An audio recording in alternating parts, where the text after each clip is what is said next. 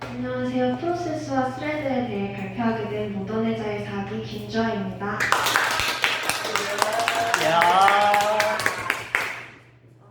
우선 목차는 이와 같습니다. 프로그램과 프로세스에 대해 설명한 다음 프로세스 메모리, 스레드에 대해 각각 알아보고 그들의 장단점에 대해 살펴보겠습니다.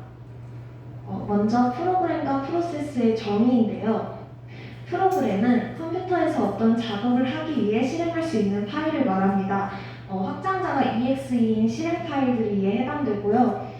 프로세스는 프로그램이 CPU 공간을 차지하는 실행 중인 상태를 말합니다.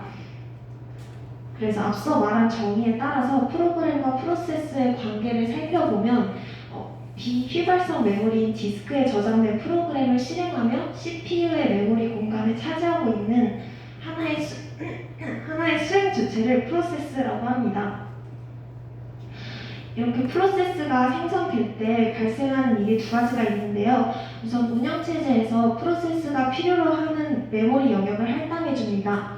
이 메모리는 스택, 힙, 데이터, 코드라는 4개의 영역을 가지고 있는데 하나씩 살펴보면 스택에는 지역 변수, 매개 변수, 함수가 저장이 되고 힙 영역에는 동적 메모리가 할당됩니다. 그래서 벡터와 같은 동적 배열은 이곳에 저장이 되고 데이터 영역에는 전역 변수와 정적 변수가 저장이 되는데 이 데이터 영역은 또 BSS 영역과 데이터 영역으로 나누어지는데 BSS 영역에는 초기 값을 갖지 않는 변수들이 영어로 초기화되어서 저장이 되고 데이터 영역에는 초기 값을 갖는 변수들이 저장이 됩니다.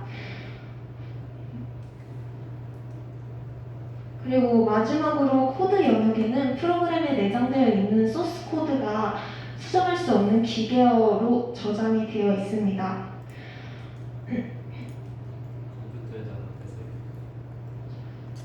그래서 이렇게 프로세스를 위한 메모리가 할당이 된 다음에는 프로세스에 대한 메타 데이터를 저장하는 프로세스 제어 블록이라는 것이 생성되는데요. 이를 PCB라고도 부릅니다.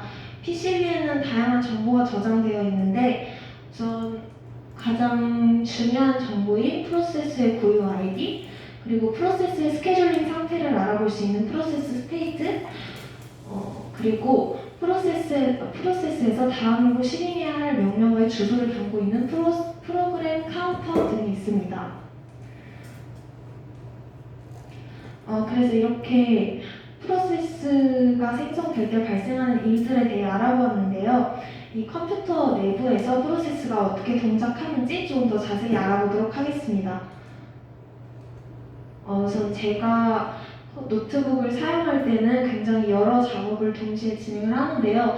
우선 개발을 하기 위해 비주얼 스튜디오 코드를 켜고 구글링을 위해 크롬 창도 띄워둡니다. 그리고 메모장과 카카오워크도 함께 실행시켜요.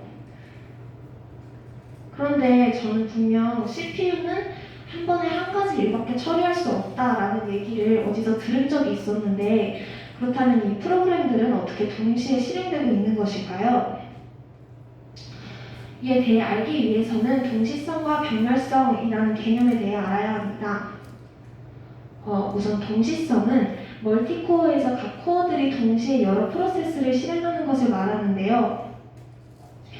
CPU가 두 개 이상의 코어를 가지고 있는 경우에는 이렇게 프로세스 A와 프로세스 B가 물리적으로 동시에 실행이 될 수 있습니다. 반면 프로세스가 싱글 코어인 경우에는 동시성을 띠게 되는데요. 이 동시성은 멀티태스킹을 위해 여러 개의 프로세스가 번갈아 가면서 실행되는 성질을 말합니다. 그런데 번갈아 가면서 실행된다고 하면 동시가 아닌데 이 동시성이라는 표현에 대해서 조금 의문이 들 수도 있어요. 그래서 애니메이션을 제작할 때를 생각해보면 이렇게 여러 개의 키프레임을 연결해서 빠르게 전환을 해서 보여주면 사람들은 이게 하나의 동작이라고 인식을 하게 되잖아요. 이처럼 컴퓨터 내부에서도 프로세스 간의 전환이 빠르게 이루어지고 있어서 사용자들은 그 프로세스들이 동시에 실행되고 있다라고 느끼게 되는 것입니다. 네. 그래서 이렇게 싱글코어의 경우에는 프로세스를 전환하기 위해서 컨텍스트 스위칭이라는 것을 하게 되는데요. 이 컨텍스트 스위칭은 PCB, 그러니까 아까 말한 그 프로세스 제어 블록을 교환하는 과정을 말합니다. 그래서 이 컨텍스트 스위칭이 진행되는 모습을 더 자세히 살펴보면 프로세스 A를 실행하다가 B로 전환을 하기 위해서 프로세스 A의 PCB를 저장하고 프로세스 B의 PCB를 로드한 다음에 또 다시 프로세스 A로 전환하기 위해서 B의 PCB를 저장하고 프로세스 A의 PCB를 로드해서 프로세스 A를 실행합니다. 그런데 이러한 컨텍스트 스위칭은 서로 다른 애플리케이션 사이에서만 일어나는 것이 아닌데요. 카카오톡의 경우에는 프로그램을 한 번 실행시키고 이렇게 여러 개의 창을 띄우면 이 작업관리자 창에서 봤을 때 각 창마다 모두 하나의 프로세스를 생성하고 있는 것을 볼 수 있습니다.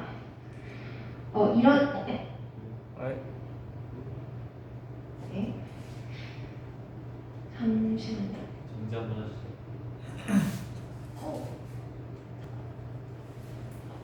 그래서 이렇게 카카오톡이라는 부모 프로세스에서 모던한 백엔드 자기와 모던 에자일 자기라는 40프로세스를 생성하는데요. 이렇게 하나의 프로그램을 여러 개의 프로세스로 구성해서 각각의 프로세스가 하나의 작업을 하도록 하는 것을 멀티 프로세스라고 합니다. 그런데 컨텍스트 스위칭의 단위가 프로세스인 경우에는 스태틱, 데이터, 코드 이 4개의 영역을 모두 다시 로드해야 되기 때문에 비용이 크고 시간이 오래 걸린다는 것을 알 수 있습니다. 그래서 프로세스에 실행 가능한 가장 작은 단위인 스레드라는 개념이 생기는데요. 스레드의 경우에는 프로세스와 달리 처음에 생성될 때 스택 영역만 별도로 할당받고 힙과 데이터 코드 영역은 부모 프로세스와 공유한다는 특징이 있습니다.